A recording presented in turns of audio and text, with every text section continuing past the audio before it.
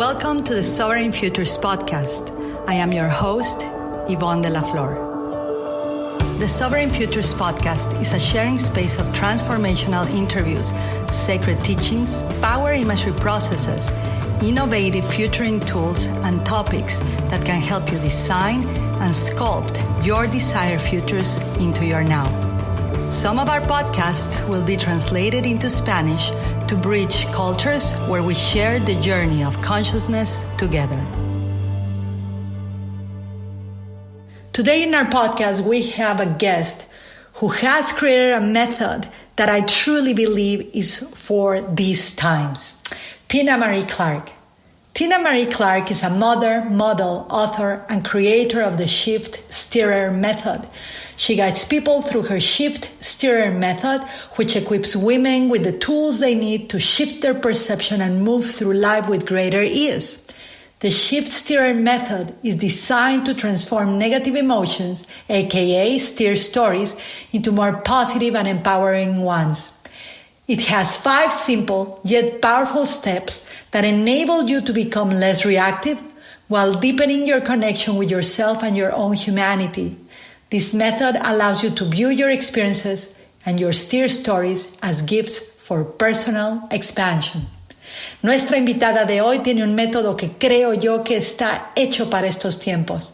Tinamarie Clark es madre, modelo, autora y creadora de The Shift Steering Method. Ella guía a las mujeres a través de su método que las equipa con las herramientas que necesitan para cambiar su percepción y moverse por la vida y las situaciones difíciles con mayor facilidad.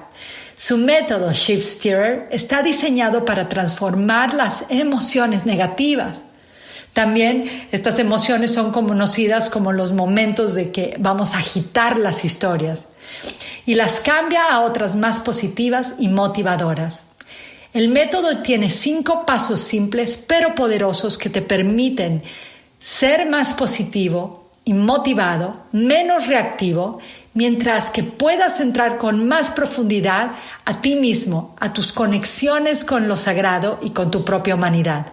Este método te permite ver tus experiencias y historias como regalos para tu expansión personal. You can learn more about Tinamarie on her website, shiftsteerer.com. Puedes conocer más de Tinamarie en su página web, shiftsteerer.com, shiftsteerer.com. Welcome to the Sovereign Futures podcast. Bienvenidos al podcast de Futuros Soberanos.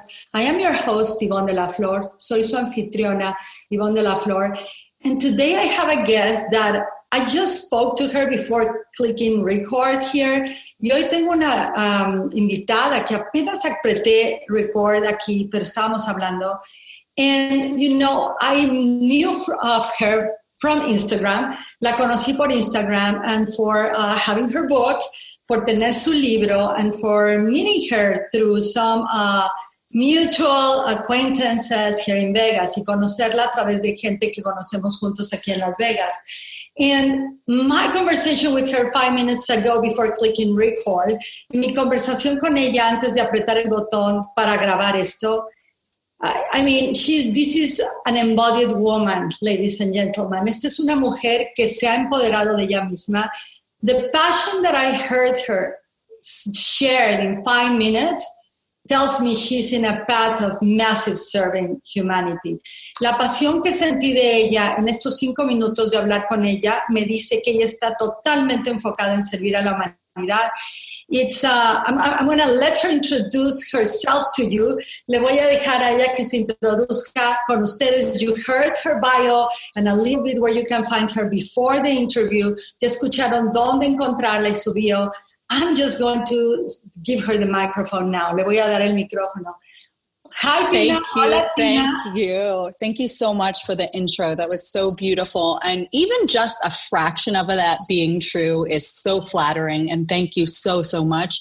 Because the idea of just having an impact in general, it really could bring tears to my eyes. Having that, it's having the ability to share what is inside of you and what has grown inside of you, and to transform your own suffering, my own suffering, and to see the power of it transformed my own pain, and it has this ability to work and help other people. And it just is so wild to me, because I would have done anything to get rid of the pain that I was in, the emotional pain that I was in. And the idea now that it is the thing that lights me up the most, I could have never thought that would have been true. So, let me translate this for everyone. Ya pudieron escuchar, tiene tanta pasión. She has so much passion,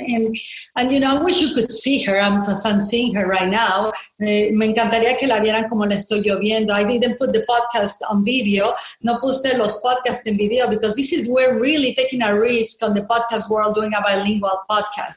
Estamos tomando un riesgo haciendo un podcast bilingüe. But what she just said, now I'm going to do the translation part. Lo que acaba de decir es que está súper emocionada, siente mucho agradecimiento por mis palabras, y dice que su camino y su misión realmente empezó por el sufrimiento, y del sufrimiento ella hubiera hecho lo que hubiera podido, cualquier cosa para salirse del dolor. Y para ella, ahora su misión, y ahorita van a escuchar más de eso, dice que ahora lo que más le emociona es saber que este sufrimiento y este dolor es lo que le ha ayudado a crear esta misión y ayudar a mucha gente. Dice que la llena de luz y la llena de alegría. So, suffering took you to your mission. Absolutely. And that's the one thing that I find so fascinating about the human experience is no matter what car you drive, no matter what language you speak, where you came from, what education you've acquired, the one thing that we have in common is suffering. No one can escape it, no matter what the circumstance. And no matter how many comforts you've been afforded and luxuries, it doesn't change that. If you are not okay on the inside, you could be living in a palace and feel emotionally bankrupt. Absolutely. So I'll translate that part. Yes. I'll translate that part. Dice que entonces sí, que el sufrimiento, ella le entregó su misión. Imagínense, el sufrimiento y el dolor que quería ella erradicar, le entrega su misión, porque dice, no importa cuántos coches tengamos, qué ropa uses, vives en un palacio, en esto tenemos algo en común. Todos hemos sufrido. Y si no estamos bien por dentro, no importa el palacio en el que vivas, no vas a estar bien. Yes. So when I was, I'm just looking out in my apartment in New York City, and I'm just looking out. It's a beautiful day here, and I'm thinking back to living on polarized worlds in terms of the way that I grew up versus what I've created in my life are very different. My worlds are. I grew up extremely poor, very, very. My mom was a single mother of 3 kids, and she had all of us by the age of 21. My father was abusive, and she had to leave him. And when she left him, she was on her own, and we were on food stamps and government-assisted housing and food. And I remember there being a level of shame around my existence compared to my neighbors or my friends or my people that I knew in my community. And one thing that I did have that I had no idea was so profound was I may have been poor, but I was so rich. Oh my gosh, love. I was so rich. I can so relate to you right now. I can so relate, and I can so relate because my upbringing was so similar, but in my mind, I never was poor. Yeah. So it was like there was the richness of the experience of life. So I can relate. Let me translate that for you. Entonces dice Tina que ella creció súper pobre, que crecían súper pobres. Su mamá tuvo a ella y a 2 más, eran 3 hijos a los 21 años. El papá era súper abusivo, lo tuvo que dejar. Es una mamá que crió a sus hijos sola y vivían gracias a sellos, se llaman food stamps en los Estados Unidos, sellos para poder agarrar comida, para poder vivir en algún albergue.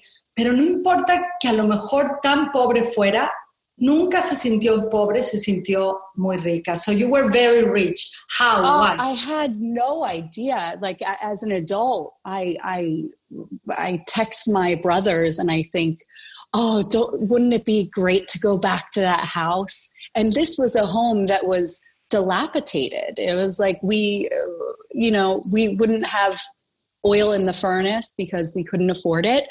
And we would open up our oven because the oven was electric and the government paid for the electricity. So we could warm our home, or our downstairs at least, with our oven. So I was texting with my brothers and I was like, isn't it so weird that we would all want to go back there? And I realized, because what I hadn't known as a child was I had love and safety and like joy and comfort and ease inside my family unit. They were my people, and I had no idea that was a luxury.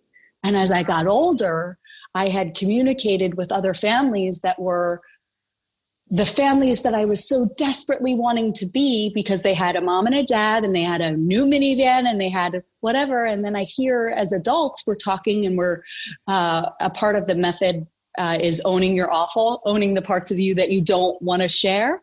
I'll talk to women my age that I grew up with, and they'll tell me that their parents were not getting along and that they had strife within their family, or their dad was an alcoholic and was doing this or that. And being the observer, you thought their life was perfect. And I had such peace and ease and love and loyalty and really like gritty ride or die brothers. Because we were so different and so poor, it was only us in our community. So it was like the weird silver, the thing that was the negative became this magical power, where if we were better off, we probably wouldn't have been as close, but we had to be close. Wow. So this connection. Yeah. This is so precious. This is, I'm so glad that, usually, I translate quicker, but your story is such a powerful testament on the power of love, on the power of what truly matters in life. Truly matters. On the truly riches, on the true priorities. So for those of you who are listening in English, and I'll translate it in a moment in Spanish, we got to reprioritize, because really, my podcast is called Sovereign Futures, because I teach a system called futuring based on 4 styles of future: dark, dim, bright, and brilliant. And dark is terrorism, is the victim persona, is that no matter what we do, we will never be satisfied. Dim is entitlement, a culture of entitlement. Bright is hustle, hustle, hustle. Forget about your priorities of love and health and family. And, you end up with a heart attack. Lots of money like Steve Jobs, and you end up in a wheelchair. He got it at the end of his journey. That's why at the end of his journey, he gifted a book that helped him called Autobiography of a Yogi. He got it, but at the end. And then we have the brilliant future. And you, my love, you are actually talking about this brilliant future. Martin Luther King, Anna Frank, Gandhi were in that brilliant future where the priority was love. The priority was, let's help people get this. And you are doing that. So I had to speak this in English because I wanted to emphasize this because it's rare for me to find someone in there. It's very rare. It's like it's like the Pareto law, 20-80. The 20-80, you really are like in a percentage of people that get it. It's love, it's family, and from there, everything. So I'll see to translate the best of my abilities, Angel. So lo que está diciendo Tina es que cuando estaban muy pobres, tenían algo que era muy rico y que fue un poder mágico que ella descubrió, que tenía la unidad familiar, se sentía segura, se sentía amada y se unieron todos como